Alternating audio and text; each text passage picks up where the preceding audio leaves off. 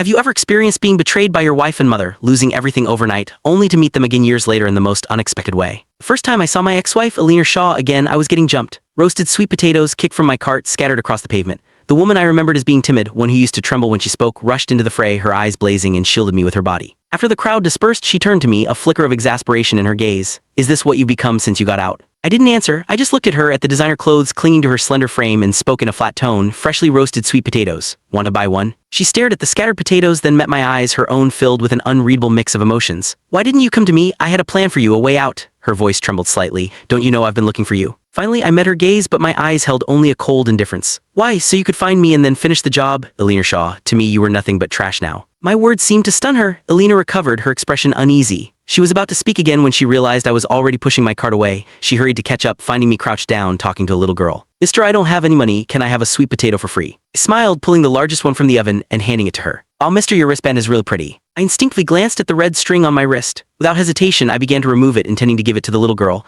But before I could extend my hand, a pale, slender hand clamped down on my wrist. On her wrist, too, was a red string. It looked identical to mine. Before I could even lift my head, Alina's voice, trembling with emotion, came from above me. Blake Reed, do you know what you're doing? How can you just give this red string away? Don't you know what it means? Red string? It was a token of our love from when we were together. I had meant to take it off, but I suppose when you stop loving someone, you simply forget. I casually shook off her hand and finished giving the bracelet to the little girl. The girl skipped away, but Alina remained rooted by my stand, her eyes fixed on me with an unsettling persistence. I didn't know what she was doing. I didn't care to know. Want a sweet potato? I asked, my voice devoid of emotion. As I spoke, snowflakes began to flutter down, landing on my shoulders, my hands, and I imagined my heart. Alina instinctively reached out as if to cover my eyes, a rare hint of panic in her voice. Don't look, you're afraid of snow. I calmly stepped back, my expression as if she were a stranger. I'm working, don't cause trouble or I'll call the police. Something in my words seemed to pierce her. Alina's face went chalk white, her eyes clouding with pain. As I turned my cart to leave, her choked voice reached me from behind. Blake, are you still angry with me? I opened my mouth to respond, but then a little girl suddenly ran up from nearby. Behind her was Jasper Stone. Jasper, my arch-nemesis, my half-brother. The little girl reached Alina, excitedly pointing at my stand. Mommy, I want a roasted sweet potato. Sweetheart, Mommy will buy you one, okay? I froze. In that moment of stunned silence, Jasper walked up to me. When he saw me, a flicker of shock crossed his face,